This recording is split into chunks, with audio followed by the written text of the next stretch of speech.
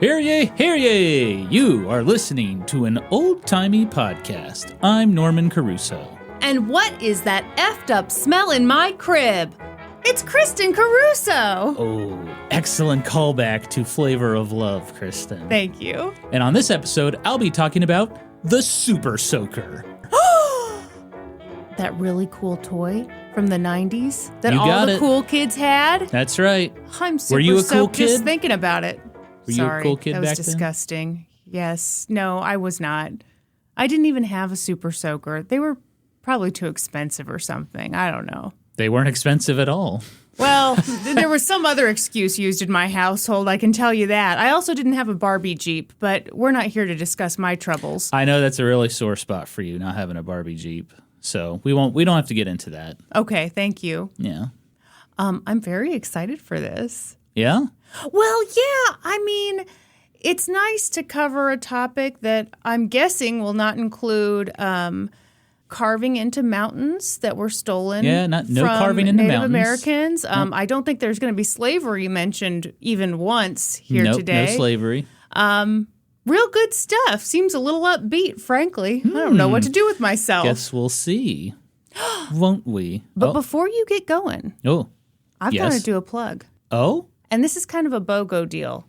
Ooh. This is Love BOGO deals. 2 plugs in one. First off, it's our plug. Yeah, baby. Everyone, what are you doing with your life? You got to support us on Patreon if you can. If you can't, it's no big deal. Don't worry about it. Don't feel bad. We're doing just fine. We've got a hot tub, okay? And we've got so much Crystal Light. Oh, my God. But- we just went to Costco the other day and restocked. $7. You can't beat it for 60 packs. Norm, you got to not brag too hard to the people. We're just here to tell you, if you want to support us on Patreon, we'd love to have you at the $5 level. That's where you get all of our bonus episodes. You get to hear the 2-part series on Agatha Christie's real-life disappearance. Man, Fantastic episode, by the way. It was 2 episodes. Did you just like one of them, or I listened to it all at once. Oh, there you go. It was an ultra mega episode. And also, if you want to learn some stuff and get grossed out and giggle, you should know that Norm did a bonus episode about a true story about how men used to attach testicles to themselves, extra ones, to get a little extra vim and vigor in their lives. Mm-hmm. So you sign up at the $5 level on our Patreon, you get all those bonus episodes, plus the video versions, and you get into the Discord to chitty-chat the day away. Oh, and boy, is it fun in there. And you know what's also fun? What's that, Kristen? The hit podcast, Crimes of the Centuries. Ooh. Norm, are you familiar with this podcast? I am. Oh. But please tell me more about it. Tell the listeners about it. Okay. The Crimes of the Centuries podcast highlights cases that were huge in ways both subtle and obvious when they happened, but aren't very well known today. Host Amber Hunt is a longtime journalist who's won numerous national and state awards and worked on 2 newsroom Pulitzer Prize-winning projects. Okay, everybody? Pulitzer Prize? I'm afraid so. She's a big deal. Kristen, how are we supposed to compete with this podcast? We compete by making a lot of fart jokes on our podcast. I've noticed that on Crimes of the Centuries, Amber Hunt is really dropping the ball on the fart jokes. Okay, that's just my notes there for you. No, I love her podcast because it is true. It seems like once a decade, maybe a couple times a decade, everyone's like, oh, this crime right here, this is the crime of the century. And it does get forgotten. She has an episode that just came out. I was just listening to it. It was about Truman Capote's In Cold Blood, which was about the Clutter family murders. She goes into what he got right, what he got wrong. It's just a really fascinating, well-researched, well-told podcast. Crimes of the Centuries is under the Grab Bag Collab umbrella and is available wherever you listen to podcasts. And you can find that show plus several more on Grab Bag Collab's Patreon at patreon.com/grabbagcollab. Norm, we are patrons of Grab Bag Collab. We are.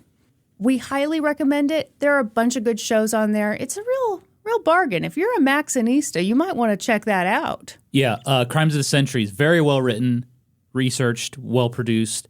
I actually listened to the episode on Cassie Chadwick. Yes. who claimed she was the illegitimate daughter of Andrew Carnegie and like Brilliant. Love it. got a bunch of loans because people were like, ooh, Andrew Carnegie's daughter.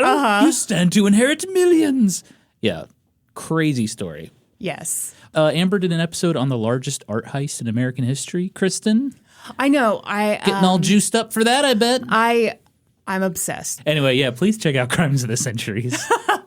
Okay, Norm, are you going to tell us about the Super Soaker or what? I guess. We're on the edge of our seats. Kristen, as much as I love this podcast, it's kind of a drag, man. Oh, wow. Okay, fine. Jeez. Everyone's a critic.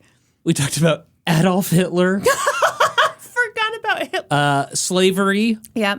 People sewing testicles to themselves. Well, that was kind of funny. The Holocaust. Oh. Stealing land from indigenous Americans. Yeah. Shoving rabbits up your hoo-ha. That's true. That was another bonus episode. Thank you for that. Yeah. You know, I come from the YouTube sphere where I had a channel called The Gaming Historian. It was fun, lighthearted, nostalgic.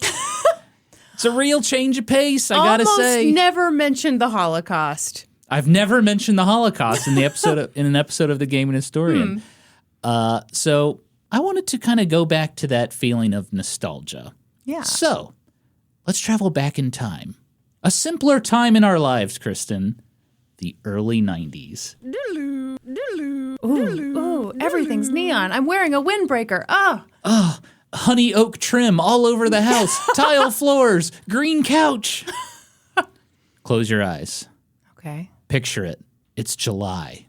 You're on summer vacation. No school. Yeah, we know what summer vacation means. But can I open my eyes? No. Yet? Oh, okay. Damn, it is so hot outside. It's hotter than two rats banging in a wool sock. Norman, this is so not classy. Okay, but I get it. You're laying on your couch in the living room, and you're watching reruns of your favorite show. Clarissa Explains It All. Na na na na na na. Bum bum bum. There's an empty Capri Sun packet. It's sitting wrinkled on the end table. There's potato chip crumbs littering the floor. Oh, Lestra. Oh. And you just polished off that last Freezy Pop in the house. You've been on that couch so long, Kristen, your skin is starting to stick to the couch cushions. Okay. And you know who walks into the living room? Who's that? Sheree, your mom. Uh-oh, the bird? And she sees what's going on, and she's horrified. You are a disgrace. And so she yells, Kristen, enough lazing around the house. Go outside and play. No, she would have told me to clean something. But all right, I'll go with this. And then go outside Finally, and can play. I open my eyes? Yeah, you can open your eyes. Okay, good. All right, wow. I just wanted to make sure you were back in that moment. I'm back in the 90s, baby. Okay. So you go outside and you see all your friends kind of congregating at the end of the cul-de-sac because all their parents told them, get the hell out of the house. Yeah. Go play with your friends. So, Kristen, what's the best thing to do outside on a hot-ass summer day? Play with super soakers? Water gun fight. Yeah. So everyone runs home to get into their swimsuits. They're grabbing their water guns from the garage or their shed or wherever, and you all meet up at Davy Donk's backyard.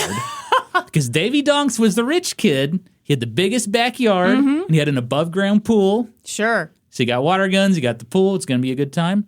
Well, Davy Donks pulls out a water gun you have never seen before, Kristen. It's big.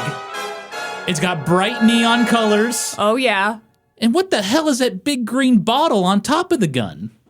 Kristen? Oh, shit. How did I not see that? That better not be loaded. And then Davy Donks, he starts pumping the gun. Okay, I can tell it's not loaded. I'm feeling better now. Like a tire pump. What is going on? And then he pulls the trigger. And a powerful stream of water shoots out and blasts you right in the chest. You drop to your knees. What just happened?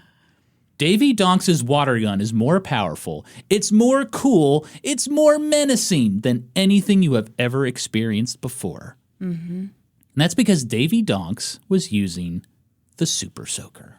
Hell yeah, he was. Norm, did you have one of these back in the day? You're damn right I did. Oh, okay. Bragging. The Super Soaker was released in 1990, and it was so much better than other water guns. And I'm going to tell you why. Okay.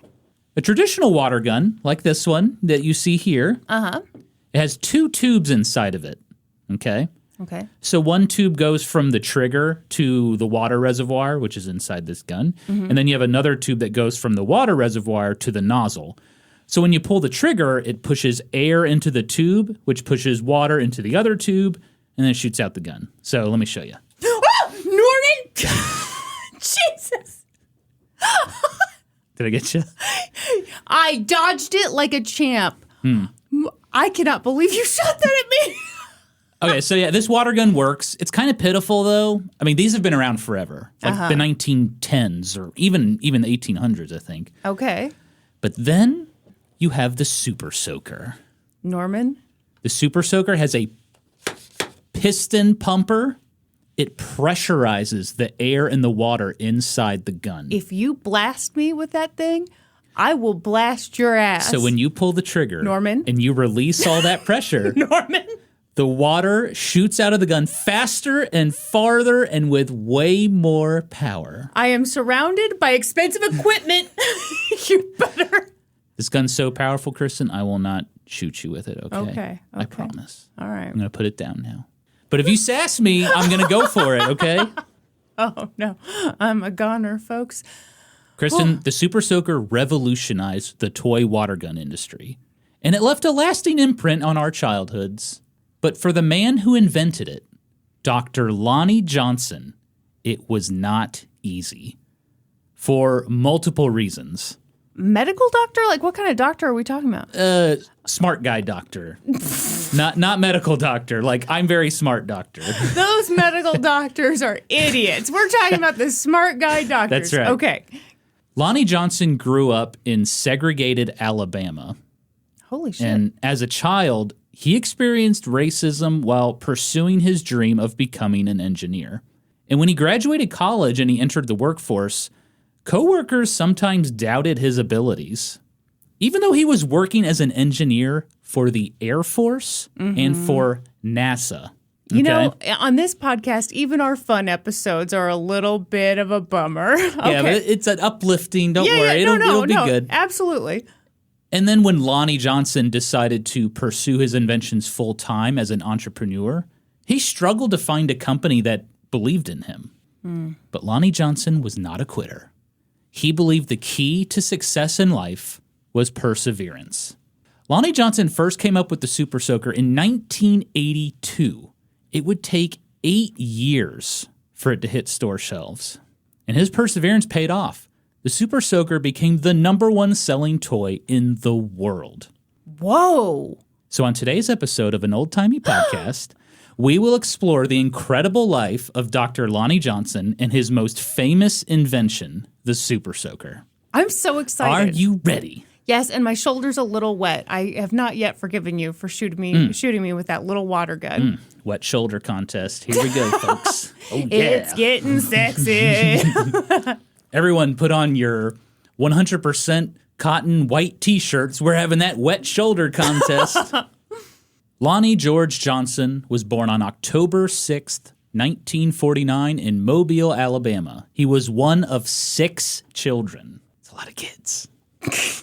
Anything more than 3, I'm like, whew, it's a lot of kids. I think 3's a lot. I need to talk to my mom about that. Well, you were a surprise. Yeah, I shouldn't be here, folks.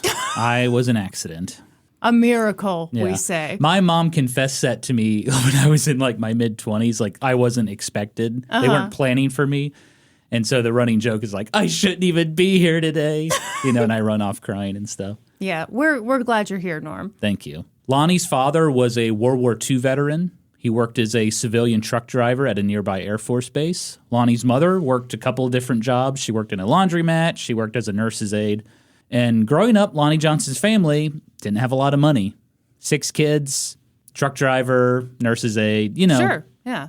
During the summer, Lonnie's parents picked cotton on his grandfather's farm to help supplement some income. And this was a very common thing for poor people in the South, especially common among black people in the South. Mm-hmm. So when you don't have a lot of money, the Johnsons did what they could to save money. And for Lonnie's father, that meant that when something broke in the house, you don't throw it away, you fix it. Yeah. And this was Lonnie's introduction to engineering. His father taught him how things worked. So, for example, one time they were repairing a lamp, and Lonnie's father showed him how electricity works. It requires 2 wires, one for electrons to go in, one for electrons to go out. And this made Lonnie, super curious about everything he could get his hands on. And so he was taking apart his toys, trying to figure out how they worked. He took his sister's doll and tore it apart because the eyes blinked. Did he have permission to do that? No, his sister was very upset about it.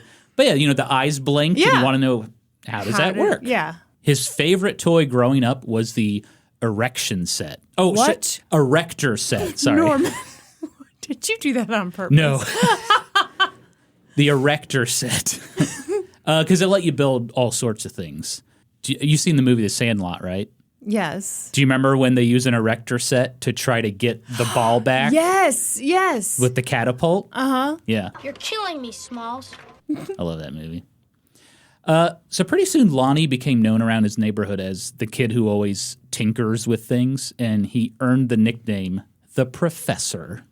In 1962, when Lonnie Johnson was 13 years old, he heard a speech from President John F. Kennedy that changed his life forever.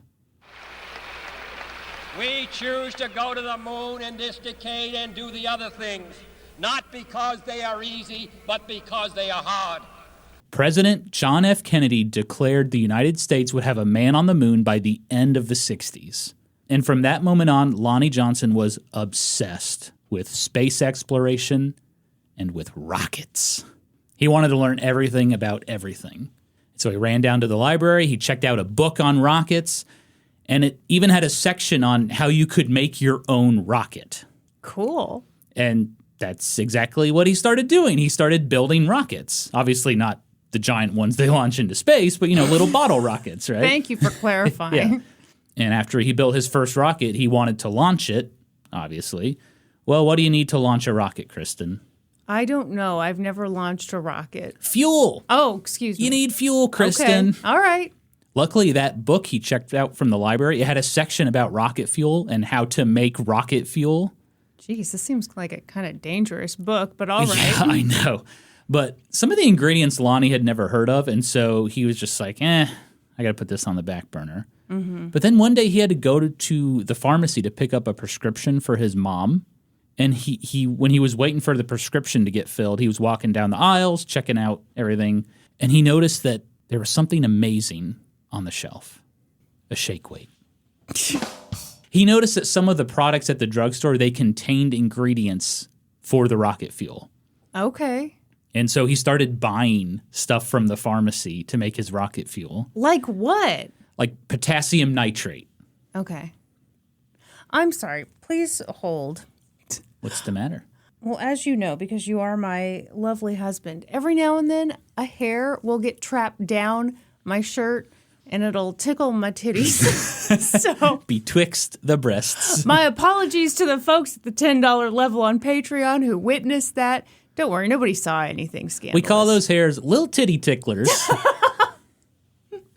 I'm sorry, continue on. So he's buying up half the pharmacy. Yeah, he's buying shit for his rocket fuel. Okay. And so eventually he has everything he needs to make rocket fuel.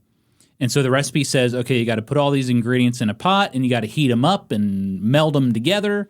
And so he took a pot on his stove and started heating it up. Good grief. And blew his house up? he almost did. Oh So my things went south quick because the fuel caught fire Yeah. and he started panicking. Yeah. There was dark, thick smoke filling up in his kitchen. He couldn't even see his hand right in front of his face, okay? So he's like, yikes, and he runs out. And obviously this got the attention of everyone in the house. His parents rushed in and they put out the fire. Lonnie Johnson had almost burned his family's house down. Right. Okay. But surprisingly, Lonnie's mom and dad, they didn't get mad at him. Yeah, right.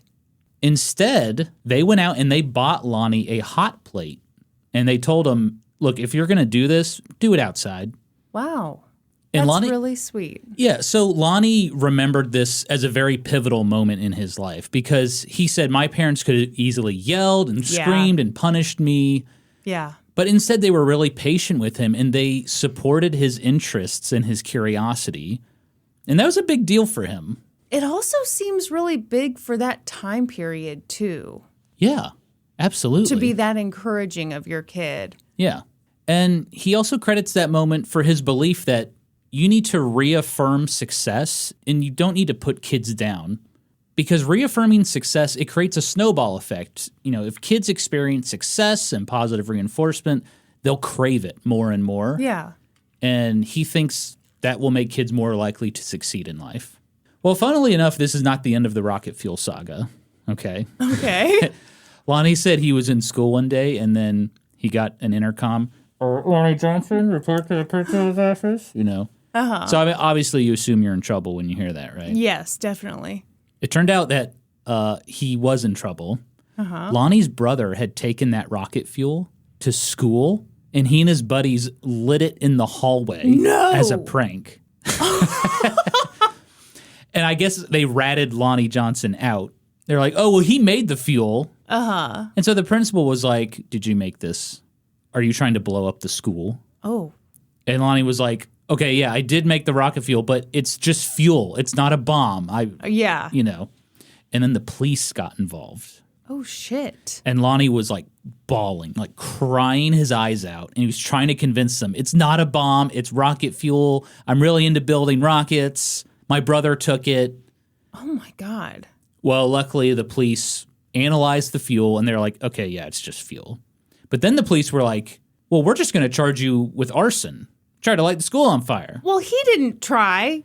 Well, thank goodness the principal felt that the boys had had enough punishment, and he decided not to press charges. He just sent them home. Okay. Whew. Crisis averted. That could have ended very, very badly. Know. It's those little moments in life. It's like, man, this can like change your life, this moment right here. Okay, so as a teenager, Lonnie Johnson attended Williamson High School in Mobile, Alabama, an all-black school. Lonnie grew up during segregation, and he said that during this time, he was afraid of white people, like you and me, Kristen. We're pretty threatening people. We are also very white. We really are extra white. Extra white. I mean, you can't deny it. Y'all can't deny it. I'm very white. We don't know any rap. Da, da, da, da, da, da. Hey, I quoted LL Cool J on the last episode. I'm very proud of that. It seems like a white thing to say. You're right. It does. Fuck. I am white. So Lonnie said when he and his friends were playing outside and they saw the cops driving down the street, they would just fucking run. They'd all run and hide. Yeah. He said that one time he was riding his bike home from his grandma's house and this car just started chasing him and he had to jump off his bike and hide in some bushes. Shit. Yeah, and he said some white guys got out of a car and they were looking for him, but they eventually gave up and drove away. It's like scary shit as a kid. Anytime. That's not just scary when you're a kid, I'm sure. You know what? That's true. Especially scary as a kid. During this time, schools were starting to become integrated in Alabama. And Lonnie said that he would watch the news and they would interview these white parents. Mm-hmm. And they'd be like, I don't want my kid exposed to black people. Yeah. You know. Sadly, Lonnie said that while these experiences were difficult, he just got used to it. And he never understood why white people looked down on him. In high school, Lonnie took a standardized test from the Junior Engineer Technical Society. And this test would determine if he had the potential to pursue a career as an engineer. And Lonnie was pretty excited about it. Yeah. But then he got the test results back. Kind of discouraging. The Junior Engineer Technical Society said that Lonnie probably wouldn't be a very good engineer. He'd be a really good technician, though. You know, repairing things, not necessarily creating things. Did this test factor in race? I mean, I don't know. Okay. But I'm just wondering if, nothing against technicians. It's a fine occupation. But Lonnie didn't want to be a technician. He wanted to be an engineer. And this was one of the first times Lonnie Johnson persevered. And this would become a major theme in his life. He found out that the Junior Engineer Technical Society, the same organization that gave him that test, they held a science fair every year at the University of Alabama. And Lonnie said, I'm going to enter that contest, and I'm going to win that contest, and I'm going to prove to them that I will become an engineer. That is so cool. So, Kristen, what is Lonnie Johnson going to do to impress these judges? I mean, hopefully not light the whole university on fire with rocket fuel. Baking soda volcano? Classic. How about a slinky to demonstrate gravity? Behold gravity in all its glory. That's what Milhouse did. I should have known. Should have known. Mrs. Krabappel said, pretty lame, Milhouse. Mm-hmm. So yeah, none of those things are going to do it. How about this?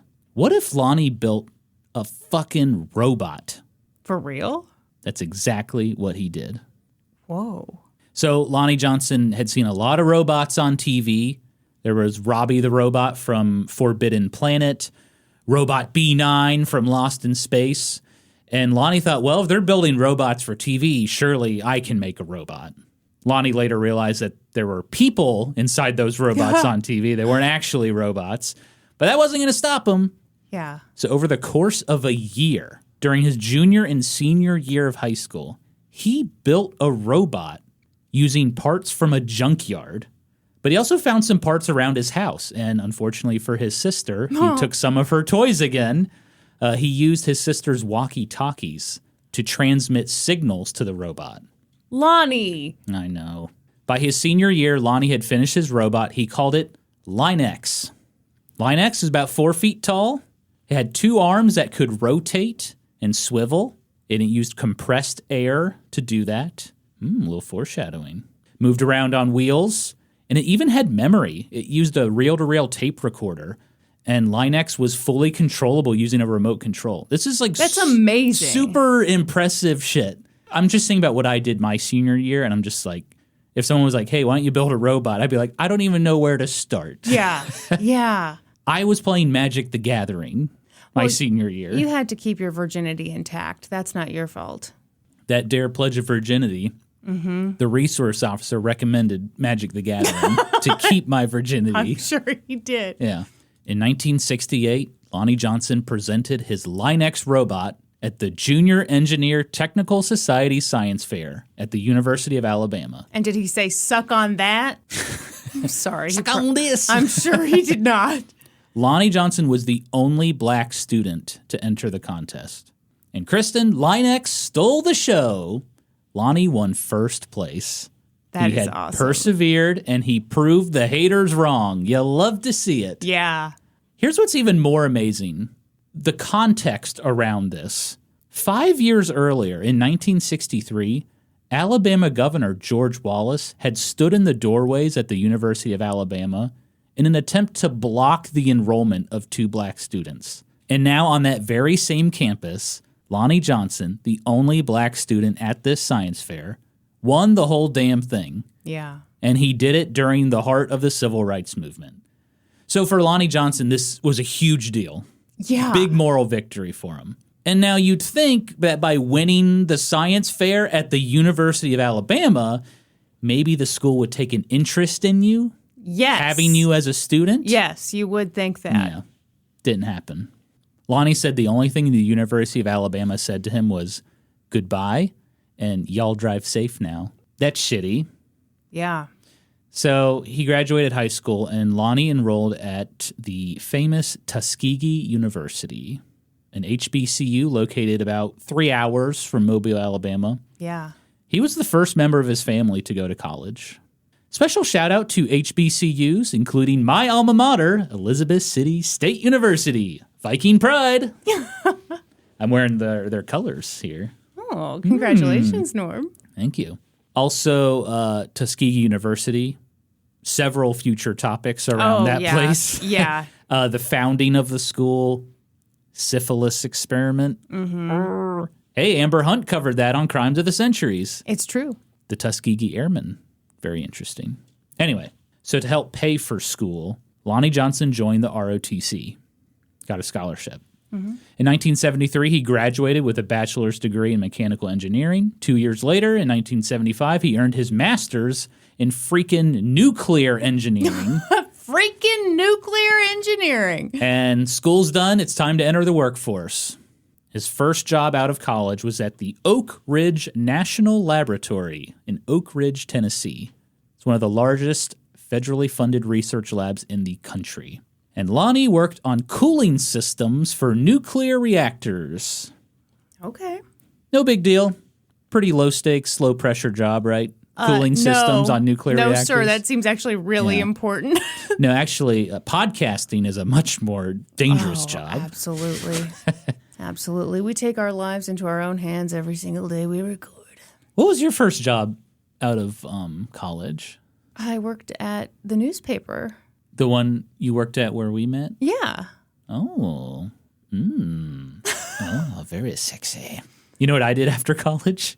Didn't you work at the computer store? I worked in computer repair. I deleted porn from creepy old men's computers. Oh, well, someone had to do it, Norm. Yeah. And you did it with a smile on your face. I sure did. Oof. Should I tell that story? Sure. You look like you don't want to. You can I don't know if I'm getting off track too much. Well, you're definitely off track unless you're about to talk about Lonnie also deleting porn off of someone's computer. Not that I know of. I didn't come across that in my research. But maybe Dr. Lonnie Johnson will email us and say, by the way, I also deleted porn on people's computers. Yeah, so what I did, deleting porn, that's just as important as cooling systems. Sure. On nuclear reactors. Sure. Who cares if those nuclear reactors get a little heated? Yeah. The lying media won't tell you that. That what I did was more important. So Lonnie Johnson admitted that starting out, he was kind of nervous. He was working with engineering graduates from like the top schools in the United States, like Ivy League graduates. Yeah. And those schools rejected Lonnie Johnson when he applied to them. So Lonnie felt like maybe he wasn't good enough to work at the Oak Ridge Laboratory. And so he doubted himself. But, once again, Lonnie Johnson persevered and he realized he was just as good as these other engineers. In fact, he found himself solving their problems because they didn't know how to fix some stuff. But his time at the Oak Ridge National Laboratory was short-lived because the Air Force came a-calling. In 1975, they said, okay, you got that ROTC scholarship, time to pay it back, you're joining the Air Force. Oh, shit. So he was called into active duty. But with that nuclear engineering degree, he got a job working on nuclear power for the Air Force. His job was to analyze how nuclear power could be used safely and effectively with space launches. Right up his alley. Okay. And then that experience led Lonnie Johnson to his dream job. In 1979, he got a job with NASA. He worked at their Jet Propulsion Laboratory in Pasadena, California. This is so cool that he's just making it happen. Yeah. He was a senior systems engineer, and at the time he was the only black person on the engineering team. When he joined NASA, he was part of a team working on the Galileo mission. This was a robotic spacecraft that was going to explore Jupiter and its moons. Fun fact. Wow. NASA named the spacecraft Galileo after the Italian astronomer because he was the first person to view Jupiter through a telescope. Oh. Familiar with Galileo? I can even say it, Galileo. Galileo? It's a tongue twister for me. I can also sing it. You can? Galileo, Galileo. You know. Who's that? Is that the Killers? I believe that's... No. You're wrong. Nickelback? Anyway, continue. It's a Nickelback song, right? Oh, my God. So anyway, at NASA, Lonnie's job was, again, with nuclear power. His job was to attach nuclear power to that spacecraft and allocate it to all the different systems. So like computers and all the instruments and power control and all that. So almost right away, Lonnie Johnson identified a possible issue with the Galileo spacecraft. He said if there's a short circuit, power to the memory bank would be wiped out, and then the spacecraft couldn't communicate with mission control. Oh, well, that's a huge problem. Yeah. So Lonnie Johnson presented a plan to fix the issue. He said, look, let's install an isolation circuit, and so it would keep power going to the memory bank if the rest of the spacecraft lost power. And his coworkers doubted his plan. So Lonnie Johnson felt those doubts creeping back in. Yeah. But again, perseverance. Lonnie was confident his isolation circuit would fix this problem. And so he made a proposition to his coworkers. He was like, look, let's present it to the higher-ups. If they say no, I'll make the damn thing myself in my garage, and I'll bring it in, and we can install it. Oh, shit. And that was enough to convince everyone, like, okay. And sure enough, it worked. Lonnie's isolation circuit solved the issue for the Galileo spacecraft.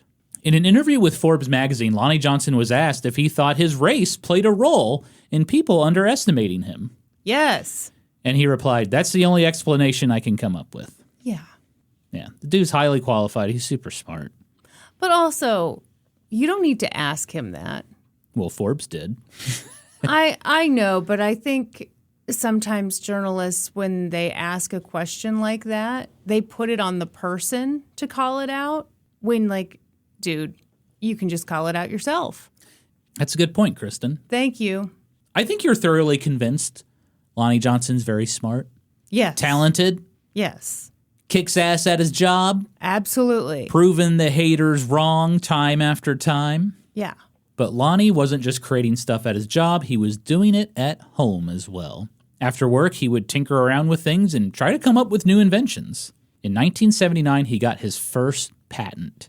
It was called the Digital Distance Measuring Instrument. Every home in America is going to want one of these, Kristen. Are they? No, not really. Oh, okay. Okay. This is a very, like, science-y invention, but... Oh, God. Here we go. Do you know what microfiche is? Yeah. Isn't that like the microfilm when you're going through the newspaper? Yeah. So deep. it's basically a tiny photograph of a document in that you can magnify it on a screen. You know, archives and libraries use them all the time. Sure. And Lonnie Johnson thought, well, what if we could, like, digitize all that using binary code? That's basically what the digital distance measuring instrument was. It's a pretty big deal. Yeah. This type of technology would later become the basis for CDs and DVDs. Holy shit. But Lonnie Johnson was so busy at his job and doing other things, he didn't really pursue the idea further. And he said later in life he would regret not trying to work on this more. He called that invention the big fish that got away. Yeah. Because, I mean, CDs and DVDs. Well, you can't do everything. I mean, come on.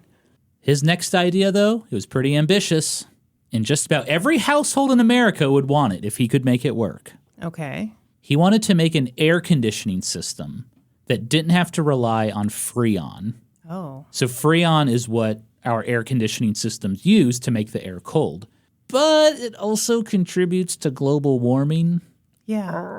Or climate change, as we call it today. Real bummer. Why? Why is that a bummer? Climate change is a bummer. Oh, I'm sorry. I thought you meant calling it climate change is a bummer. I thought you were really attached to global warming. Why are these words changing? We used to call it global warming. Okay, yeah. So anyway, Lonnie Johnson thought, well, what if I could come up with an air conditioning system that used water to cool the air instead of Freon? Yeah, that'd be amazing. So one night he was in his bathroom and he was experimenting with water nozzles that would pump water through this system. And he hooked one up to his bathroom sink. And when he turned the nozzle on, this super high pressure stream of water just shot across the room. And for Lonnie Johnson, this was a light bulb moment. He thought to himself, this would be a really awesome water gun. This is such a fascinating origin story for the Super Soaker. Yeah, I feel like that's how engineering minds work. They're working on one thing, something kind of goes wrong, it leads to another thing. Because Lonnie Johnson played with water guns as a kid. And, you know, he remembered these little dinky water guns. Better watch it, buddy. Don't you dare. Don't make me shoot you. And he remembered that, you know, these are fun, but they're kind of dinky. Yeah. You know? If he could make a water gun that used this high-pressure nozzle, it would be, like, way better than anything else on the market. He had to put that idea on the back burner for now because, well, life gets in the way sometimes. Sure, and that's not a super pressing idea. Yeah. In 1982, Lonnie Johnson left NASA, and he rejoined the Air Force. He was assigned to the Stealth Bomber Project at the Strategic Air Command Base. So Lonnie Johnson and his family were moving to Omaha, Nebraska. Woohoo! Kristen, you want to know what the best thing about living in Omaha is? The zoo? Is it the world-class zoo? Is it the steaks? Is it the College World Series? I don't know anything about that. Is it the Kansas City Royals minor league team, the Omaha Storm Chasers? Nope. You know what it was for Lonnie Johnson? What? A basement. Oh. He got a basement. Okay. Which is a staple in Midwest homes. It's like having a whole other floor of your house, right? Yes. It actually is having another floor of your house. But it's a fun floor. It's where all the non-serious things happen. Mm-hmm. So Lonnie was super excited to have a basement because he turned it into his own personal workshop. And he filled it with tools and machinery. And then he was like, oh, I can like work on this water gun idea. Yeah. And pretty soon he had made up a little prototype. And it was made out of PVC pipe and plexiglass. And it worked like this. You filled the gun with water, and then you pumped it. It pressurized everything inside, the air and the water. Mm-hmm. And then when you pulled the trigger, all that pressure was released. So the water just like freaking flew out of the gun. Super fast, super far. And then Lonnie thought, this is awesome. I got to test this thing out now. So he gave the gun to his 7-year-old daughter, Anika. And on one particular hot day, there was a water gun fight on the Air Force Base. And Anika had Lonnie's prototype gun. Lonnie proudly watched on as Anika absolutely destroyed everyone. Lonnie's water gun was way more powerful. It could shoot way farther than any of the other kids' guns. The other kids couldn't even get close to Anika. I'm sure. This is amazing.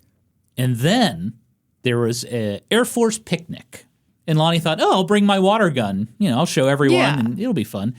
And a superior officer, a major, came up to Lonnie and was like, what is that you got there, Johnson? And Lonnie was like, oh, it's my water gun, sir. And the major asked, does it work? And then Lonnie pumped it and he shot the major right in the face with the water gun. No, he did not. He said he did. When you're this brilliant, you can get away with some stuff. Sure can. Don't you? You're not that brilliant. Don't you dare. Jesus, Norm. I said don't sass me. I can't help it. By the mid-1980s, Lonnie Johnson had about 5 or 6 personal inventions under his belt. He had that heat pump. Mm-hmm. He had the digital measuring device. And he had that water gun. And Lonnie strongly believed that now was the time. He was going to become an entrepreneur. So he officially put in his 6 months' notice to leave the Air Force. And he thought the odds were in his favor. I mean, surely he could sell at least one of these inventions. Definitely. But during those 6 months, Lonnie Johnson struggled to find investors. He said, quote, things could not have gone worse for me. It was tough because Lonnie was on a time crunch. Yeah. He had 6 months. His time in the Air Force was coming to an end. He'd have to leave military housing. He had a family of 5 to support. Wow. But luckily, he still owned a home in Pasadena, California. He had bought it when he was working at NASA. But they had actually put that house up for sale, and it was under contract. So Lonnie Johnson did what he had to do. He pulled out of the sale and moved his family back into that house. Yeah. He was sued. Oh, shit. By the buyers. He had to settle.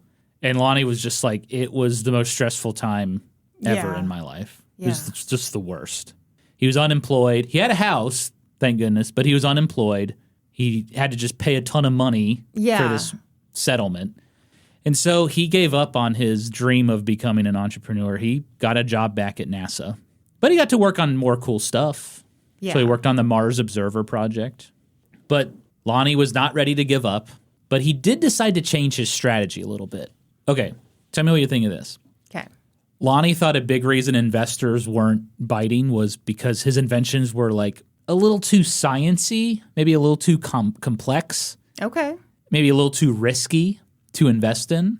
And so he was like, I'm going to put all of my efforts into the water gun. Sure. Because he was like... Because that's been proven to be a fun toy for a long time. Everybody likes it. Yeah. He thought, you know, anyone can look at this and appreciate it. Yeah. It's simple. It's fun. It's a toy. Plus, he was like, hey, if I can sell this thing and make some money, then I can reinvest that money and work on these super science-y stuff. Right.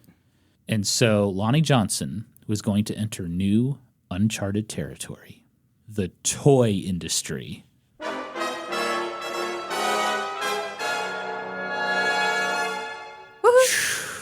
Kristen, if there's one thing I've learned from my 16 years of making the gaming historian show is that the toy industry is brutal. So Lonnie Johnson's first idea was, well, I'll just manufacture this water gun myself and then I'll sell it. And so he got in contact with a manufacturer. Would you like to guess how much it was going to cost him to make 1,000 toy water guns? I have no idea. $200,000. Oh my God, adjusted for inflation? Ooh, I didn't do that. Norman! Oh, okay, hang on. Way to drop the ball. Boy, you're lucky I don't have a super soaker over here. Watch it. You'd be dripping. Big Dripping. boy. About $600,000 today. That's nuts. Yeah. So Lonnie did the math, and he was like, I'd have to sell each gun for $200 just to break even. All the 7-year-olds have that, just, between the couch cushions. That's no big deal.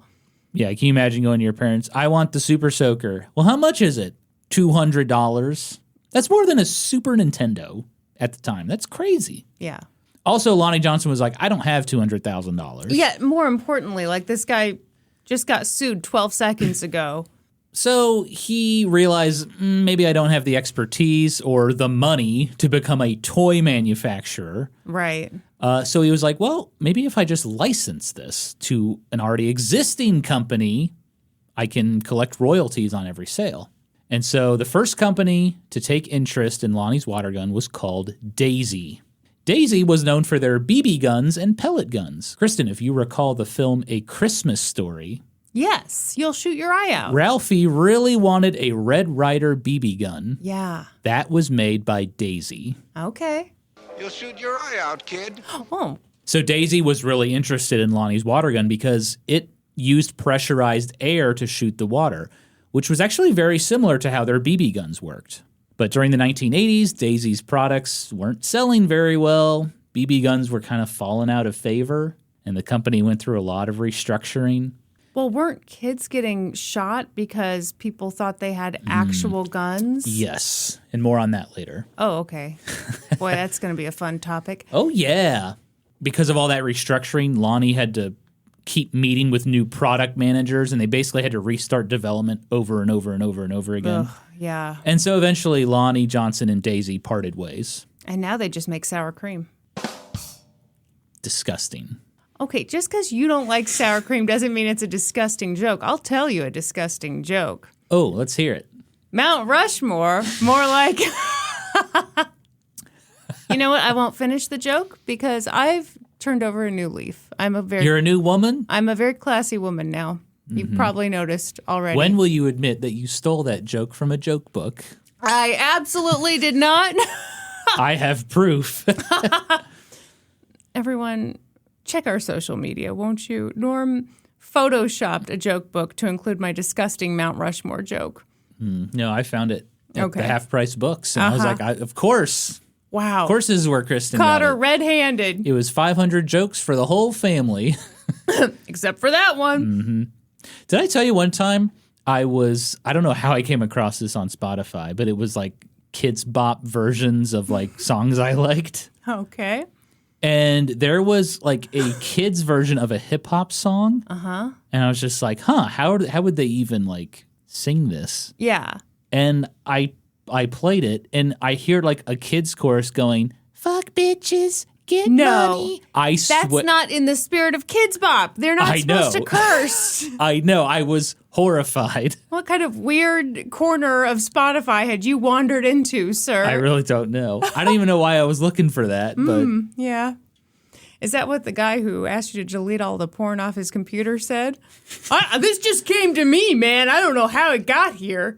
I mean, the true story of that, basically that guy was like cheating on his wife. Yes. And he had like sexy photos of his side chick laying on a dirty mattress in like a cheetah print bikini. Okay. And he was just like, real grim. He was like, yeah, and I don't want my wife seeing this. You know how it is, right? And I was just like, I was 18. No, sorry. Yeah, I was 18 at that time. Uh-huh. And I was just like, no, I don't know how that is. I'm 18 years old.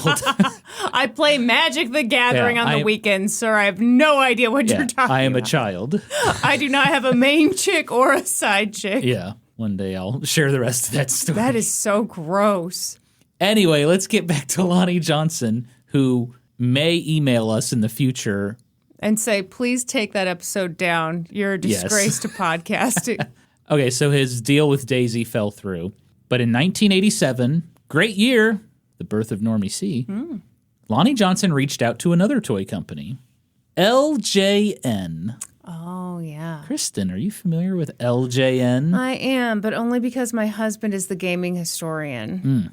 Any retro gaming fans listening right now might be familiar with LJN. They are notorious for their terrible video games. But first and foremost, they were a toy company, and actually a pretty successful one. LJN was a key player in the toy water gun market, too. They had a brand of water guns called Entertech. These were battery-powered water guns that looked like real weapons. Oh. And they were quite popular with the kiddos. The look, the feel, the sound, so real. Entertech. Oh. Man, I feel like that unlocked a memory. Is that a core memory unlocked? Maybe. Uh-oh. So Lonnie Johnson was pretty thrilled to get a meeting with LJN. This is a huge company. They're in the toy water gun market. And he presented them with a few toy ideas. So, of course, he showed them the water gun. But Lonnie also had a toy airplane. This was a styrofoam airplane with a 5-foot wingspan. And it came with like an empty soda bottle and a pump. And you fill the bottle with water and you pump it to pressurize it. And then you kind of put the bottle into the back of the plane. And it just blasts off. And then you throw it, and the plane just fucking blasts off, like you said. That is so cool. Launches it super far. So it kind of works in a similar way to his water gun. Yeah. LJN loved it. They were super into both of these products. But they kind of wanted to hold off on making Lonnie's water gun because their Entertech guns were selling very well. Yeah.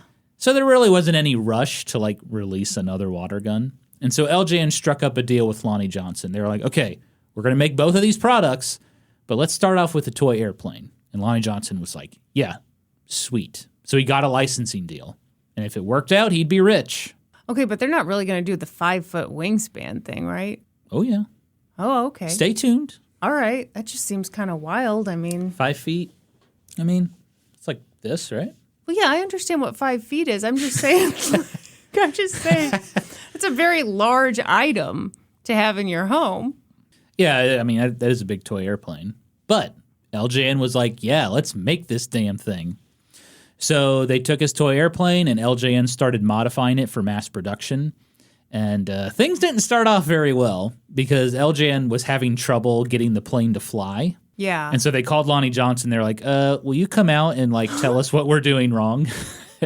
And so Lonnie Johnson took a look at it. He proposed a few modifications, and eventually they got it working. But it worked too well. It flew too far away? It flew way too far. Oh! And so kids like were losing the airplane because they had no idea where it went. It would just fucking just launch, okay? And so LJN was like, well, what if we added like an angled tail on the plane? So when you throw it and it takes off, it would just fly in a circle. Sure. And then kids wouldn't lose it. And Lonnie Johnson was like, whoa. That would like significantly increase the risk of the plane crashing. We have to modify the wings as well. Because if one wing of the plane is like getting more lift than the other, the plane's going to start rolling and then it's going to crash into the ground. Okay. And it's made of styrofoam. So when it crashes into the ground, you're done. It's going to break and you'll never be able to use it again. Right. But apparently LJN was like, nah, it'll be fine. Oh, that's so obnoxious. So in 1988, Lonnie Johnson's first invention to hit the retail market was a product called Jammin' Jets. LJN made about 60,000 Jammin' Jets. As in jamming into the ground and then falling apart? What the hell? About $1 million in advertising, and yes, Kristen, it was a flop. That sucks. As Lonnie Johnson predicted, consumers complained the Jammin' Jet was crashing into the ground. Yeah, I just bought this thing, and now it's basically as useful as a old Sonic cup. That's ridiculous. Also made of styrofoam. That's what I'm saying. Imagine going to Sonic with that Jammin' Jet and being like, fill her up. Fill her up with ocean water, boys. I want the Diet Cherry Limeade, please. Drinking out of a Jammin' Jet. So Lonnie's feeling a little disheartened. He didn't make much money off Jammin' Jets. Well, and this seems like the kind of annoying thing where the product doesn't do well, and all of a sudden everyone forgets whose idea it was to add this thing and who said, oh, it'll be fine, and then the inventor gets blamed. And he had spent a ton of time working on this stupid airplane. He could have been working on CDs and DVDs. Yeah, but Lonnie Johnson was still hopeful his toy water gun would be the golden ticket. But he got more bad news, because around this time, LJN's Entertech water guns, they were kind of in the news. Because, Kristen, you're not going to believe this, super realistic-looking toy water guns weren't very popular because police were shooting kids that were playing with them thinking they were actual guns. This became a major problem in the toy industry. In 1988, the federal government passed new legislation that required toy guns to, at a minimum, have an unremovable bright orange plug in the barrel. And our favorite Kansas politician, Senator Bob Dole, sponsored the legislation. And this orange barrel idea, it's actually a compromise. Originally, the plan was to just outright ban all toy guns. Oh, that would never have worked. Fun fact. Wow. For you video game nerds out there, the Nintendo Entertainment System has the Zapper gun that's bright orange. Yeah. That is why it's bright orange from that federal legislation. So LJN tried to fan the flames by... Is fanning the flames like cooling down? No, that's adding to it. You've clearly never built a fire, sir. I can tell right now. I have not. I need to speak with Park Ranger Sheree. That's right. About how to build a fire. Everyone, that's my mom, in case you're new to the pod. Yeah, Sheree Bird is my mother. Yeah, she knows a lot about birds and trees and starting fires and putting them out and getting good hotel deals. And I guarantee you, Norm, the second that she heard you say fanning the flames, as in putting the fire out, she said, oh, Norman. I'm sorry, Sheree. She said, you disgust me. Let me try this sentence again. Okay, please do. Fuck.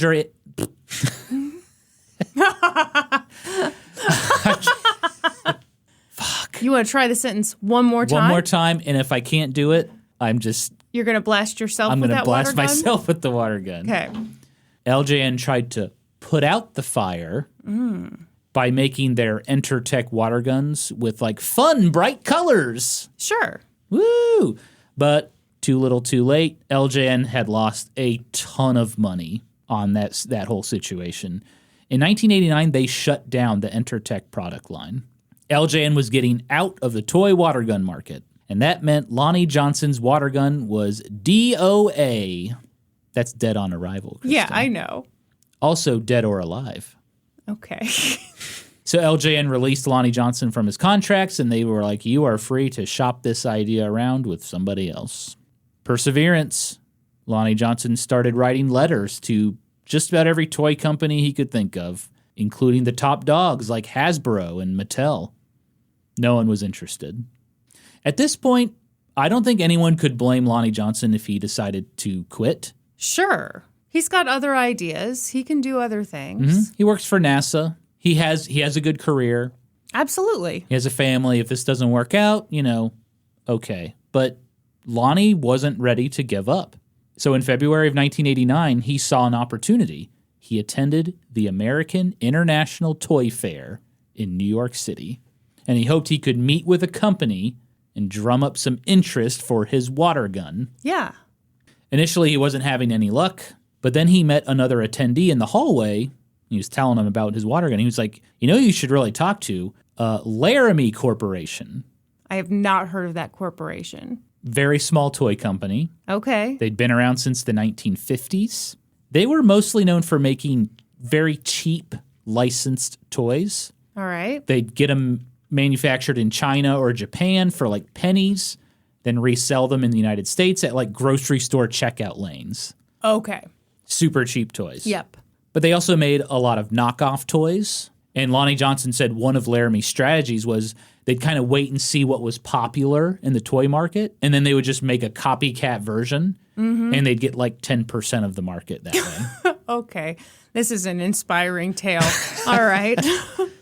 Stay tuned for our next podcast. It's called Crimes of the Decades. It's not Crimes of the Centuries. No, it's nothing like that podcast. Yeah, we're trying to get 10% of Amber's audience. She won the Pulitzer Prize. I won the North Carolina Press Association Award in 2009. So pretty much the same thing. Just as good. Yeah. If not better. Definitely Local better. journalism. Thank you, Norm. Exactly. Laramie Corporation also made toy water guns. They mostly made like these little dinky water guns. Right. And a couple of them were licensed, so they made it like a Dick Tracy water gun. Okay. They made a Fat Albert water gun. I don't know, whatever. Huge demand for the Fat Albert water gun. And then in the 1980s, when LJN was making those Entertech battery-powered water guns that were super popular, Laramie made a copycat version, and it looked like a freaking Uzi. Familiar with a Uzi? This is so irresponsible of these companies that they made toy guns that looked like actual guns. I can't even believe that they when I was watching the commercials, I was just like, that looks like a gun. It's very foreseeable that someone would mistake that for a real gun and act accordingly. Not only that, but people were robbing stores with them. Of course they were, because they look like real guns. Of course. But just like LJN, Laramie's sales dropped after kids were getting shot playing with toy water guns. But Laramie was a much smaller company than LJN. They had way less toy water gun market share. So, like, when things went south, they were able to survive that they're a whole shitty little company. Sorry. bingo. Sorry. Laramie continued to put out water guns, but they just made them super bright and colorful, to comply with the new law. So at the 1989 Toy Fair, Lonnie Johnson met with executives from Laramie about his toy water gun. Mm-hmm. And they were intrigued. Yeah. Kinda. Okay. They said, well, we can't really review a product here at the Toy Fair, but hey, if you're ever in Philadelphia, come on by and show us what you got. What do you mean they can't review it? Go to a hotel room.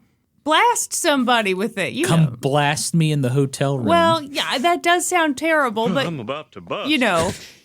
How many people do we need to gather around to see this thing? Yeah, so they were like, don't make a special trip or anything, but if you're ever in Philadelphia, hey, you'll come on by. Lonnie's making a special trip. Man, you know Lonnie very well. I'm picking up on what this guy does. He does not give up.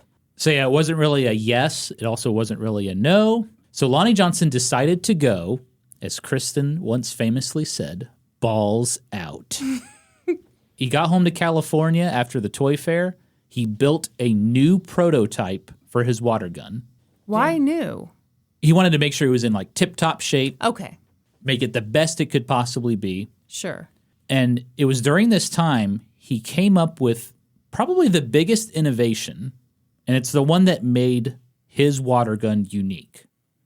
Okay, so originally the water and the pressurized air, it was all like in the body of the gun. Mm-hmm. Okay. And this kind of presented some problems because when you pump the gun to pressurize it, it puts a lot of stress on the gun and everything's held together with glue. So it's kind of like blowing up a balloon made of plastic. Sure. He doesn't want another styrofoam airplane situation. Exactly. And so this really increases the risk of leaks or the gun just breaking. And so Lonnie had a simple solution. He took a soda bottle and he mounted it to the top of the gun, which would hold all of the water. Yes, and it looks so cool. It looks cool. You can easily refill the gun. Yep. It isolated all of that pressure. It made the product way more stable. And this innovation gave his water gun that iconic look that we all remember. And so 2 weeks later, in March of 1989, Lonnie Johnson made that special trip to Philadelphia. He was going to Laramie Corporation to show off his water gun. Hell yeah. Lonnie said he waited for over an hour in reception before he was invited into a conference room with a bunch of executives. And Lonnie took his water gun out of the briefcase, gave it a few pumps, and then he shot a stream of water across the room. And the Laramie executives were like, Wow. This thing worked way better than any of their battery-powered water guns. Well, yeah, it did. It worked way better, and it would cost way less money to manufacture. Oh, okay.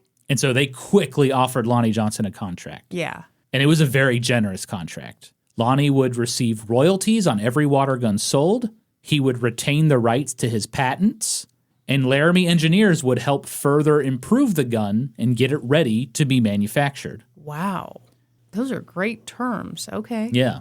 Al Davis, the co-owner of Larami Corporation, he later said in an interview, "It was a simple thing, really.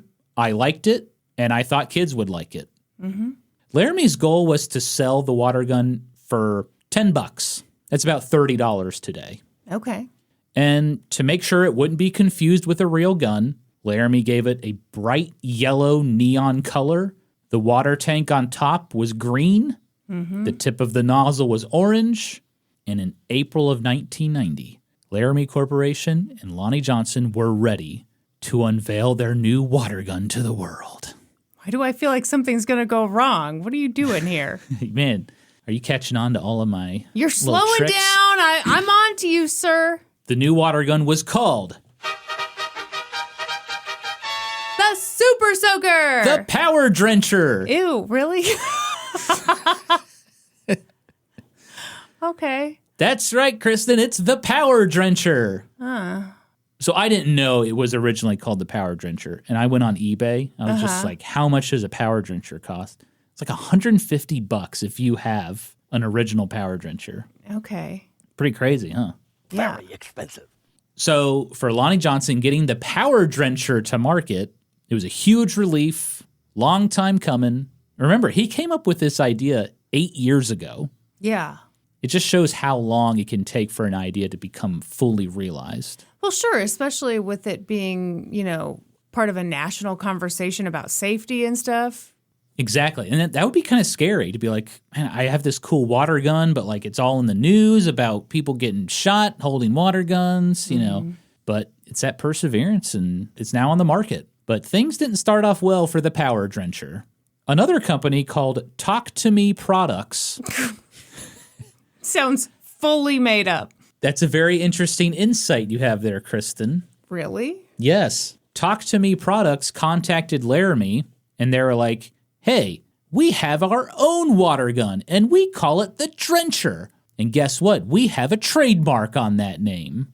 Talk to Me Products' claim to the name Drencher, kind of flaky, but Larami was like, we don't really want to spend a lot of time and money fighting a trademark claim. Especially when this name is so stupid. There's zero alliteration. Yeah, we'll go back to the You don't drawing like Power board. Drencher? Part of it is you always like the thing that you're familiar with. But, anytime you can do alliteration. Mm-hmm. Kristen Caruso. So instead of Power Drencher, what about the Power Pressure Hose thing? No, the Drippy Drencher. But that's not for something with a good stream. Yeah, The you're right. drippy drencher is like, oh, I got all over me, That's enough. Please move on. You don't want your water gun to be drippy. Norman? You want it to shoot Norman, do want not it to shoot me shoot with that thing again. cold, thick streams Stop across it. the room. Don't be gross. You're right. I shouldn't be gross. This is a classy podcast. Thank you. So Larami said, we're just going to rename the product. It's going to be way easier. Mm-hmm. And so they told Talk to Me Products, okay, we're going to sell through this inventory, and then we're going to change the name of the product. Yeah. And they were like, okay. This kind of sucked because, dang, they just released the Power Drencher. And it was summertime. This is peak selling season for water guns. Right. But because they had to change the name and sell through the inventory, Larami thought there's really no point in doing TV commercials. But word of mouth was pretty strong. When kids first experienced the Power Drencher, they were like, holy shit. Yeah. I need one of these. Well, absolutely. And sales were pretty good, despite little to no advertising. But now Larami needed a new name. And so Lonnie Johnson met with Larami executives, and they had a little meeting of the minds, and they came up with a brand new name, Super Soaker. It's amazing. I could never look at this water gun and think of any other name. It's the perfect name. It's so iconic. Mm-hmm. And it's all because they were threatened with a trademark lawsuit. I love that it. it got that iconic name. Yeah. So in August of 1990, Larami started shipping their new Super Soakers to stores. Summer was coming to an end. Fall and winter were on the way. Water gun sales were on the decline that time of year. But then when they least expected it, a couple of lucky breaks changed everything for Larami Corporation and Lonnie Johnson. The first one was in December of 1990, late night host Johnny Carson was showcasing new products on The Tonight Show. And one of those products was the Super Soaker. He sprayed his audience with it. And then he made a joke about holding up a retirement home with it. And that's like some of the best free advertising you can get. That is probably the best free advertising. Yeah. And then in the spring of 1991, the weather was unusually warm, record highs across the country. And this warm weather happened to coincide with the launch of Larami's $1 million TV advertising campaign for the Super Soaker. Kristen, Super Soakers were squirting off store shelves. That's enough. I'm about to bust. Lonnie Johnson said that in the summer of 1991, he got a royalty check in the mail, and he just stared at it in disbelief. It was enormous. How much, do you know? He never said, but if you're staring at a check dumbfounded, it's probably a lot of money. Yeah. Yeah. It was enough money for Lonnie Johnson to quit his job at NASA. Good He for became him. a full-time inventor and entrepreneur. He moved his family to Atlanta, Georgia, because he wanted to be closer to his family. Yeah. Plus, taxes were way cheaper, and Lonnie set up his own engineering firm, Johnson Research and Development. This is so cool. Wow. But Lonnie continued to work with Larami Corporation on new versions of the Super Soaker. Yeah, why not? Some of them had a higher water capacity. Some shot water in different directions. And for every new version he worked on, Lonnie got a royalty check for it. Yeah. In 1991 and 1992, the Super Soaker was the #1 selling toy in the United States. In its first 3 years on the market, Larami sold 27 million Super Soakers. But wasn't all smooth sailing, Kristen. There were more legal issues. You remember that company, Talk to Me Products, that you thought wasn't real? Yes, I still think they're fake. I think they sound like the kind of company that sends you an email that's like, hey, here's our bill for all the IT work we did, and they just hope you pay it. That is so interesting that you say that. Apparently, Talk to Me Products was pretty pissed that Larami renamed the gun to the Super and Soaker. then became even more successful. And it was like, oops, it's the #1 selling toy. Whoops. So Talk to Me Products started writing threatening letters to stores. How? What? They claimed Larami was stealing their product, and they owed them money. Go to hell. You claimed you had the name. They gave up the name. Get over it. This is the person who dumps you. And then you have your glow up. They see maybe your you get with someone new, maybe you're doing great, and then all of a sudden they're mad and they want you back. No. It's not how it works. And they go Talk around to me. talking shit to all their friends. Yes. Did you see Kristen's new man, Dan Campbell? Oh my God. Can you imagine? I heard he smells like anchovies. We all know that can't possibly be true. Shut up. I saw he did a new commercial for Applebee's. For those who are new to the podcast, I am not into football in any way, but we did watch a season of Hard Knocks with the Detroit Lions, and they featured their head coach, Dan Campbell, and I was quite taken by him. Yeah, you're in love with him. Hey, let's calm down. I want to be cool just in case he listens to the podcast. You know, I don't Right. want him to think I'm creepy. I'm just a married woman who's a little obsessed with him and happens to know that he did an Applebee's commercial. And he was very funny in it, too. And I was like, fuck, I just, there's no way I can compete with this man. I didn't listen with the sound on. Okay. I'm just kidding, darling. You're the only man for me. Listen, if you... Unless Dan Campbell drops by. yeah, and if then, you came to me and was like, Norman, I'm leaving you for Dan Campbell, I would say, I understand. you'd take off your hat. I tip my cat. Not Tip my your cat. cat? I tip my cap to thee, Dan Campbell. The lady is yours. I shall not protest. Yeah, I'm so non-threatening. I would just be like, okay, I understand. Wow. Thanks, Norm. I appreciate how hard you'd fight for me. Damn it. You're the one that's leaving me. Yeah, no, that's true. That's true. And I don't think you want to get into a fight with Dan Campbell. I don't think it'd be good. Do you think Larami wants to get into a fight with Talk to Me Products? Well, at this point, they've probably made enough money that they're like, you know what? Come at us. That's Come at me, fine. bro. Yes.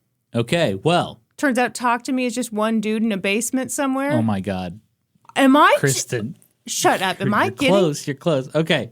They're writing letters to retailers like, Larami sucks. They owe us a bunch of money. Don't sell Super Soakers. Don't sell the number one selling toy in the world in your store, please. Yeah, and these stores are like, get the hell out of here. Well, then, Talk to Me Products claimed they owned the trademark to the name Soaker. Shut up. I hate them. They were like, yeah, we have a battery-powered water gun called the Totally Rad Soaker. That is so stupid. And it's totally rad. No, it's not. And way cooler than the Super Soaker. Not. Every kid wants a Totally Rad Soaker. I am ready for the big reveal on this dude who lives in a basement in Indiana, and this is how he gets his rocks off or whatever. I don't know. This is like getting the off-brand clothes as a kid. You're like, Mom, I want a shirt from the Gap, and you get a shirt from the Flap. I don't know. That sounds like a very real story, as told to me by Talk to Me. Anyhow, continue, please. Kristen, don't you think it's odd that this company would have the trademark to both the name Drencher and the Soaker? I actually don't think it's odd. I think it's bullshit. Here's what I think happened. Okay, Talk to Me Products did have the trademark for the word Drencher. Mm-hmm. And they contacted Larami, and they were like, hey, you can't use that. And so Larami was like, okay, we're going to change the name to the Super Soaker. Right. Well, immediately, Talk to Me Products filed a trademark for the word Soaker. Like, as soon as they heard that's what they were going to name that product. Wait, hold on. Larami didn't trademark it first? They told this Talk to Me idiot, hey, here's our plan? That's what I think happened. Okay. And then Talk to Me Products was like, oh, we actually have the trademark on Soaker. Look, here it is. Mm-hmm. So, it was clear and obvious Talk to Me Products was not a real toy company. Mm-hmm. They were patent trolls. Oh. Or in this case, trademark trolls. Yeah. They bought patents, and then they tried to collect money on them. Talk to Me Products had 2 employees. Tell me more. Is this like a husband and wife team? I don't know, but the fact that they have 2 employees kind of tells you all you need to know about this company. Yes. To no one's surprise, Talk to Me Products looked Lonnie Johnson and Larami Corporation in the eye, squirted them with a water gun, and said, Let's go to court. I'm sorry. I was a little off on my timing because you shot that thing at me. So Larami Corporation was like, okay, enough with all this bullshit. They immediately filed for summary judgment for multiple reasons. Number 1, Talk to Me Products never sold a product at retail called the Totally Rad Soaker. Yeah, you're full of shit. In fact, during what's the word? Avocado. No. Hardware store. No, it's when backpack. When you have a trial. Fish hook. When you have a trial and you gather information. Depository. Suppository. That's something you put in your butt. Oh, medicine. Excuse me. I'll just keep going until we find it. During Discovery. I'm such an asshole. I knew that word. How dare you? You made me look like a fool. No, I did not. During Discovery, Larami learned Talk to Me Products had sold 1 Totally Rad Soaker. 1. To whom? A toy buyer in Florida. It was a sample product, so they could not establish priority of use. No. Number 2, Talk to Me Products' trademark was not distinctive. It could not prove that the public saw the word Soaker and instantly thought, oh my gosh, that's the super cool, totally rad battery-powered water gun from Talk to Me Products. Mm-hmm.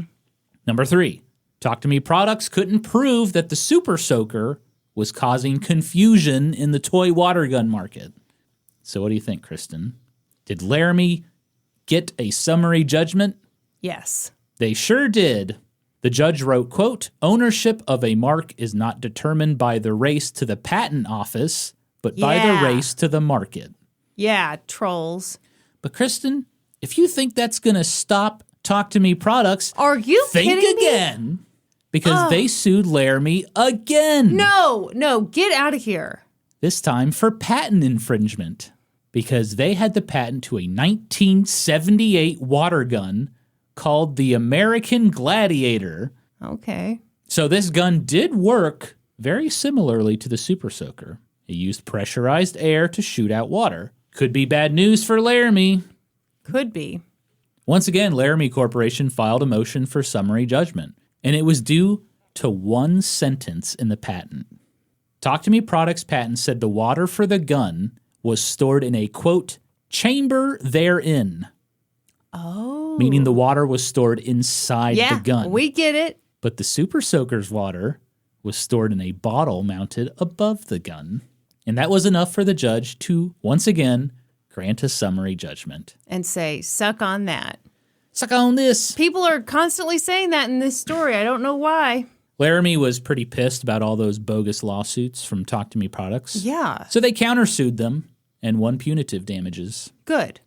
But the Super Soaker wasn't just making headlines in the courtroom.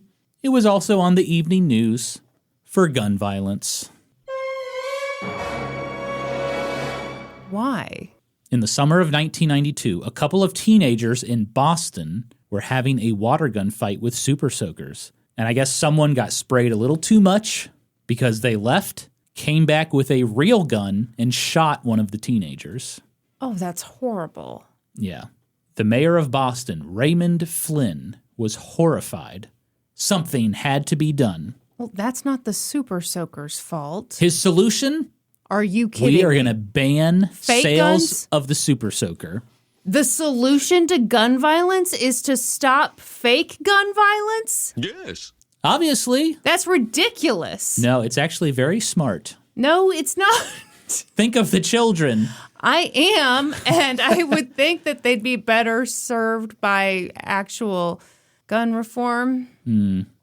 No, we don't really want to touch that with a 10-foot pole. Let's ban the Super Soaker. Okay, cool. Another news story claimed a woman and her 4-year-old daughter were sprayed in the eyes with bleach by two teenagers on bikes with Super Soakers. That's terrible. So yeah, there's a small panic about the Super Soaker. Sure. And during this time, a news reporter called Lonnie Johnson, and they asked, do you have any comment about the Super Soaker stories? And we just got a report that somebody robbed a convenience store with a Super Soaker. With a Super Soaker, yeah. Was the clerk an idiot? Yeah, it's bright. I'm gonna get you real damp. I mean, I am an alien, and this is my alien gun. So Lonnie said he wasn't really sure what to say. Yeah. And he replied, well, I kind of think we should have more of that. More of what? Rather have people rob a store with a Super Soaker than an actual gun. Sure. And he's right. Lonnie said, why pick on a toy when it's not the toys that are doing the killing? Exactly. None of those controversies slowed down sales. The Super Soaker was a big, wet success. Okay. Could we pause? Okay. Did that really happen? Did someone really go into a store with a Super Soaker and walk out with money from the clerk? Surely that did not actually happen. According to an interview with Lonnie Johnson, a news reporter called him and asked about people using Super Soakers to rob convenience stores and do drive-by shootings. Drive-by soakings? That's right. Don't you dare. I won't. You know what this is? This is Super Soakers are sweeping the nation. It's the hot new toy. We've got to find stories. Yeah. That is utter bullshit. And if you're running a store and someone comes in with a Super Soaker and your employee is so stupid that they then hand over the cash, I don't know, man. I mean, Johnny Carson made that joke about holding up a retirement home with a Super Soaker. Right, because it's an obvious joke. Yeah. So many companies wanted to get on that Super Soaker bandwagon, and they found workarounds to Lonnie's patents to make their own pressurized water guns. But it was kind of too late at that point. The Super Soaker brand was so well established, and it just dominated the water gun market. Yeah. And with all that success, Hasbro came knocking. Oh, hey, Lonnie. Hey, miss you Long so time no much. talk. Hey, how's the fam? Oh, you been doing anything lately? If you recall, Hasbro ignored Lonnie Johnson back in the 80s. I do recall, and I'm holding a grudge to this day.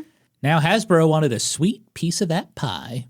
In 1995, Hasbro bought Larami Corporation Oh, okay. Well, for an undisclosed amount. yeah. That's one way to get the Super Soaker. Yeah.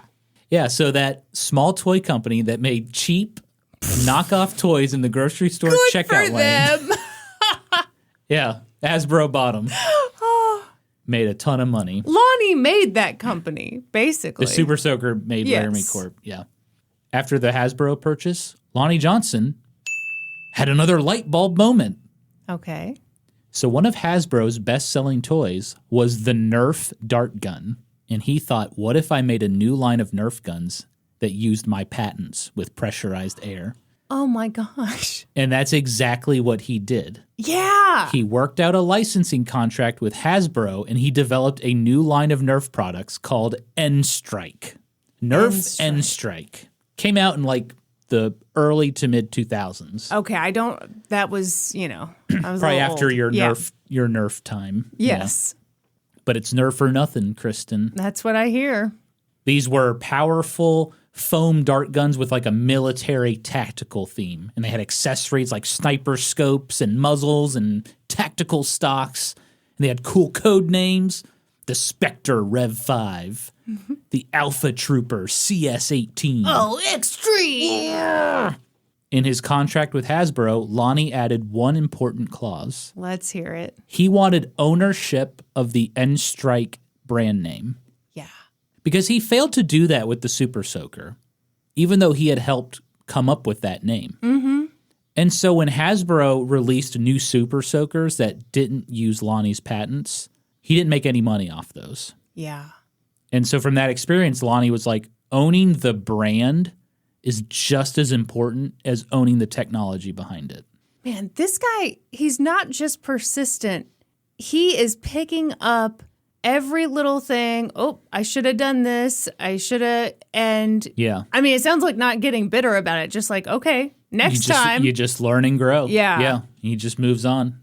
And this provision, it proved very crucial because Lonnie Johnson found out Hasbro was selling new models of End Strike guns, and he wasn't getting paid on them. And so when he asked Hasbro about it, they're like, oh no, you're actually misinterpreting the contract. Oh, am I? Mm-hmm. Because I'm the fucking doctor who invented NASA, basically. He didn't invent Don't worry NASA. about it. Also, he invented mozzarella sticks. I don't know. You know what? F it. Yeah, Lonnie Yeah. Johnson, inventor of the Super Soaker and mozzarella sticks. Yeah, when Hasbro was like, "Oh, actually, you're just not understanding your contract." Lonnie Johnson was like, "Hell no!" And he looked Hasbro in the eye and he Yes! said, "Let's go to court." Hell yeah. He sued Hasbro, and they settled for a reported $73 million. Oh my God. Although Lonnie says it was for less than that. That was the reported settlement, though. Sure. By the way, if you thought the Super Soaker was lucrative for Lonnie Johnson, the Nerf End Strike guns made him way more money. Oh, really? Yes, and a big reason why was those toys were purchased year-round. It was not a seasonal toy. In fact, Oh, wow. at one point, Lonnie Johnson owned the Nerf End Strike guns. He had the Super Soaker products. His patents made up 80% of the toy gun market. Wow. That is ridiculous. It's so funny, though, that the End Strike stuff was so much more lucrative. I mean, I guess the Super Soaker, like, it had a big cultural moment, but that doesn't necessarily mean that it's going to be the biggest moneymaker. Yeah. I mean, being able to sell that product year-round. I remember when I worked at GameStop, there was a Nerf End Strike game on the Nintendo Wii. That sounds so boring and stupid. How dare you, Kristen? sorry. You've never even played the game. You're right. I'm just, You're so judgmental. Classic judgy Kristen. It's true. I also decided that the Talk to Me folks were living in a basement in Indiana. I have no evidence. That turned out to almost be true. I think they were based out of New York. Okay. I'll take my almost no basement truths. in Indiana, but yeah. Lonnie Johnson accumulated wealth like he never imagined. But he didn't retire to some beach. He didn't buy a social media platform and make it his personal jerk-off forum. A lot of good ideas. Mm-hmm. Lonnie Johnson reinvested his money into his company, Johnson Research and Development. Today, the company employs more than 25 people, and they're working on some pretty cool shit. Would you like to hear about it? Yeah. So one product is an engine. It's called the Johnson Thermoelectrochemical Converter, also known as JTEC. All right, that sounds extreme. So it converts heat to electricity. That includes heat from the sun, body heat, heat that comes off of machines. Uh-huh. And so, for example, Lonnie said one application could be like a bodysuit for exercising, and it's going to collect all the heat, and then it would charge your phone at the same time. Huh. Okay. And my first thought was, well, this kind of sounds like solar power. Yeah, it does. But basically, it is solar power, but it's way more efficient. So right now, I think we're able to convert like 20 to 25% of solar power to actual energy. Mm-hmm. And Lonnie Johnson says JTEC would up that number to like 50%. So pretty huge leap. Yeah. Another invention he's working on is an all-ceramic battery. So currently, the batteries we use in like tools and cars and whatever, they use liquid electrolytes. But Lonnie Johnson's battery uses glass. And it can apparently hold 2 to 3 times more energy than a lithium battery. So that could revolutionize like electric cars. Oh. You know? Okay. Or tools. I mean, the batteries would just last way longer. So this is really high-level science-y stuff. And Lonnie Johnson admitted, I couldn't work on this stuff without the Super Soaker and without the Nerf End Strike. Yeah. Because investors would just see it as too risky. And so he's pouring his own money into all this. And this was his dream since the beginning. He said back in 1982, this toy water gun would help me create other more important things for the world. This is so cool. Yeah? Well, yeah, this is really inspiring and fun, and I don't know. It just shows that there's not I told you. one path to success. Yeah. It's super cool. And I said this podcast is a drag, man. Now we're uplifting and inspiring. Oh, boy. Johnson Research and Development is also really big on community development. So yeah, Lonnie Johnson built his laboratory purposefully in the inner city to help grow the community. Not accidentally. Not accidentally, Kristen. He has an after-school STEM program. They work with like 100 kids, foreign exchange students, foster kids, refugees. They come in after school, and they get to learn about robotics and science and all kinds of cool stuff. So Lonnie Johnson thinks this community outreach is super important because while people of color make up 30 to 40% of the U.S. population, only about 10% work for large corporations. And he said, we can't maintain technology leadership in the world when we're leaving large segments of our population on the sidelines. Yeah, He absolutely. said, we need all hands on deck, and that's something I emphasize to people every opportunity I get. Yeah. Think about if he'd gotten discouraged when he built that robot for the science fair. Yeah. And the university basically said, bye. Exactly. Think of what the world would miss out on. And think of what the world has missed out on because of shit like that. Yeah, what other student went through something similar and just like gave up or did something else? Yeah. In 2011, Lonnie Johnson was inducted into the Alabama Engineering Hall of Fame. He was the first black engineer inducted. Wow. In 2015, the Super Soaker was inducted into the National Toy Hall of Fame. In 2022, Lonnie Johnson was inducted into the National Inventors Hall of Fame. And today, Lonnie Johnson holds over 130 patents and counting. Actually, I'm from Talk to Me, and I own all those patents. Uh-oh. And more. Uh-oh. He'll be hearing from my attorney, who is also me. You sure about that? Yeah, I'd love to see your patents, Kristen. Thank you. For Lonnie Johnson, the key to his success was always perseverance. He said, quote, "In spite of the things that have been perpetrated on my race, holding us in bondage under slavery, then making it illegal to educate us, and then subjecting us to long-term discrimination and criticism, we succeed anyway. We just need to realize what we're capable of." To this day, there are more than 175 variations of the Super Soaker. That's ridiculous. Yeah. This one has fun lights. This one has a little hat on. I mean, what the hell? Okay, very good. Hasbro has sold 200 million Super Soakers and racked up $1 billion in sales. And the Super Soaker name is now synonymous with water guns. It's left a permanent imprint on the memories of millions and millions of people. A permanent wet spot, you mean? You're right. That ain't coming out. And that is the story of Lonnie Johnson and the Super Soaker. Norm, that was so good. Yeah? Yes, that was great. Thanks. That was so interesting and inspiring. What are you going to do now? You going to go try to invent something, Oh, Kristen? I'm not going to do shit. I just am enjoying this nice feeling I've got. And next time when I'm tempted to give up, I probably still will. But I'll be a little more resistant to it. Not going to think of perseverance? No, I should. That's seriously a great story. Yeah. I always think about how 1982, he comes up with the idea for the Super Soaker. Yeah. 10 years later, it's the number one selling toy in the world. That is wild. 10 years is a long time. Yeah. But you just think about some things take some time to get going and like...